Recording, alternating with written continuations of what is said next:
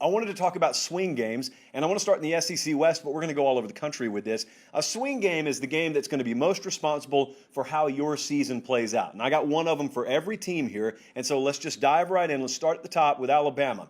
Now, you may just automatically think, oh, it's the biggest game every team plays, right? Not necessarily. So you look at the season win totals that Jesse's showing you on the screen, and these are, of course, out of Vegas, but Alabama sitting there at 11.5, so the under hits if they don't go undefeated, in other words.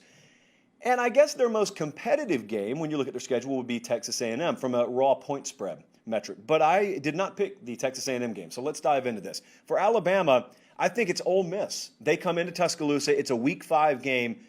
I think it'll certainly be the biggest test for Alabama's defense all year. Now, they will have already played Florida. They will have played Miami in Atlanta in Week 1, but just like last year. Up until the SEC championship game, and maybe you guys even count the SEC title game, no offense and no quarterback out there pushed Alabama defensively more than Ole Miss and Matt Corral.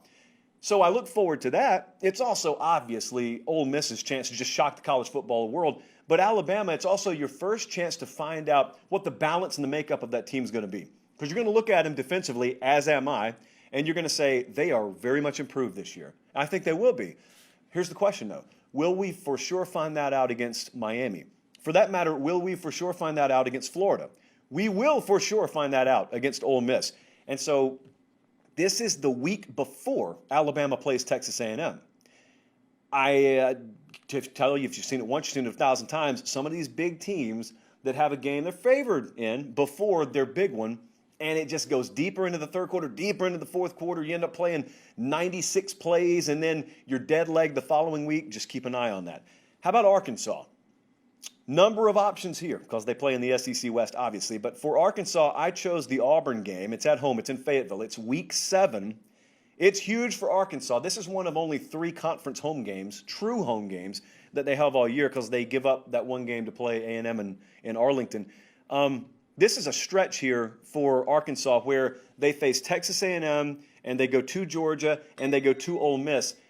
Now, because that A&M game's in Arlington, I want you to think about what they're doing there. That's 3 road games. It's a neutral site game technically to start it, but it's in Dallas against A&M. So it's in Dallas, then it is in Athens, then it's in Oxford, and then they finally get to come home for the first time in the better part of a month, and they face Auburn. This may be a game where Auburn's a short favorite. I don't know how that's going to shake out, but it's a game that people at Arkansas are going to expect to win. It's a first-year staff at Auburn. They also are keenly aware at Arkansas of how this game ended last year. One of the I was highway robbery on the part of the conference. Let's just state it like it is. And so this is going to be really much so a get-back game.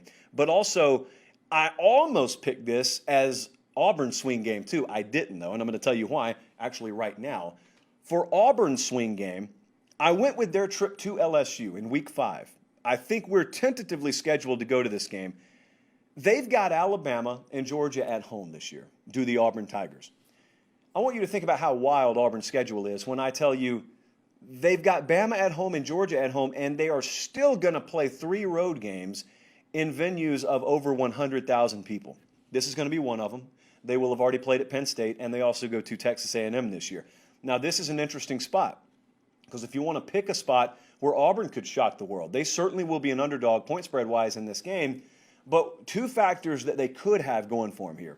Number 1, they will have already played at Penn State. So they will have already played in an insane environment, 107+ thousand people up there. So theoretically, this environment should not shake you and rattle you to your core. You've already experienced something very similar. That's point 1. Point 2 is if you look at LSU's schedule to this point, LSU will have faced UCLA, they will have faced McNeese, Central Michigan, Mississippi State. None of those teams are just going to line up and run the ball right at them. Auburn is. So here's what you could have. You could have a situation where maybe LSU is a little bit more vulnerable to that raw offensive physicality than it appears they are, and maybe that gives you an outside sort of puncher's chance because of that. This is also Brian Harson's first SEC game period at Auburn, and obviously it's on the road. Speaking of the LSU Tigers, let's make their swing game at Ole Miss in Week 8. This, to me, is the scariest game on LSU's schedule until the Bama game. LSU folks are going to look at their schedule. Up to this point, they're going to expect to be 7-0. But if you are an unbiased observer and you just go by power rating, you go by what spreads on games will be, you could also look at their schedule and say they've got 5 losable games before the Ole Miss game. So is it going to be 7-0? Is it going to be 2-5? Is it going to be 5-2? Is it going to be, somewhere in between? Well, I don't know.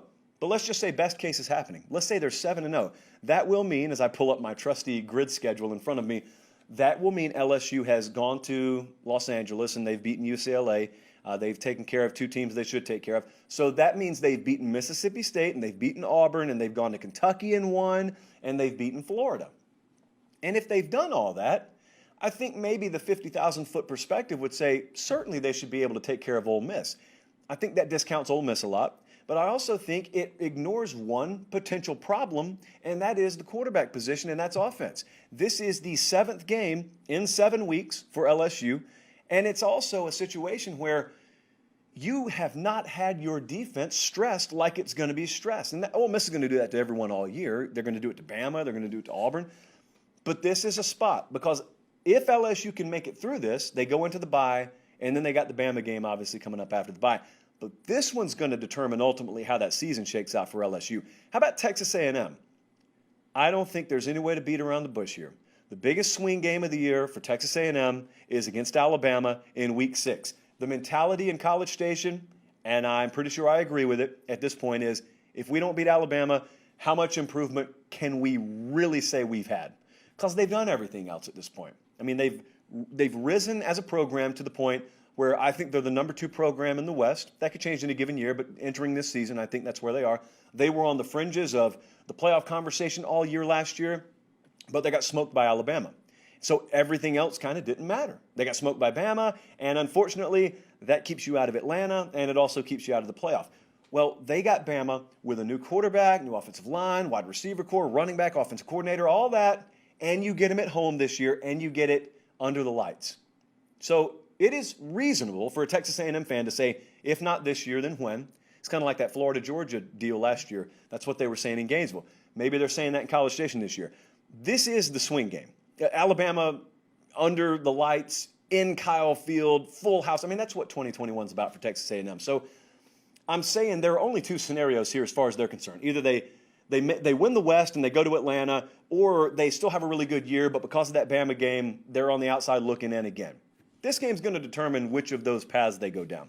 Ole Miss, I had probably the most trouble here because Ole Miss has a stretch of games. Listen to this stretch. So from Week 5 on, Ole Miss goes at Alabama, Arkansas, at Tennessee, LSU, at Auburn, Liberty, and Texas A&M. Okay, that's tough. That's 7 games in a row. They're really, really tough. So out of all these games, I picked the game at Tennessee in Week 7 as the swing game for Ole Miss. So if you're an Ole Miss fan and you're reasonable, I think you look at this stretch. You won't be favorite Bama. You'll be short favorites against Arkansas. You should be a short favorite at Tennessee. LSU at home, going to be iffy. At Auburn, going to be iffy. Liberty at home is no slam dunk at all. And then Texas A&M at home. So you're either an underdog or a very short favorite in all these games. 5-2 would be wonderful.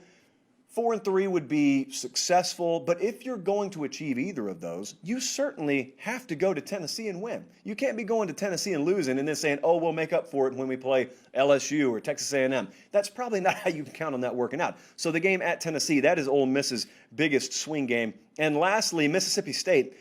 I got a sneaky game here that I don't think we've really talked about a lot, but it's in Week 5, and it's the game at Texas A&M. So I want you to think last year, it was kind of an off-the-radar contest. Mississippi State was badly outmanned. They had a roster situation that had them down into like the upper 40s on scholarship players when they went to Georgia. And it was a one-possession game. Folks thought Georgia was going to blow them off the field, and they went in there and they were very competitive. I think they should have been very proud when they left Athens that day. And I say that because of what we have here. We've seen them go on the road being badly outmanned and more than hold their own against the nation's elite.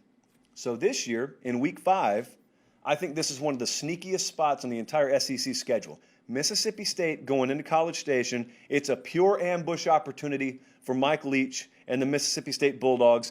They handled themselves well at Georgia last year. And let me tell you, where this falls for Texas A&M is right between a game against Arkansas in Dallas and the home game against Alabama. And in between those two, here comes Mississippi State. Put. Are they even going to fly in there? Are they going to take a couple of buses in here? What time we got to play this game? You yawn before you get the answer. It's that kind of game, potentially.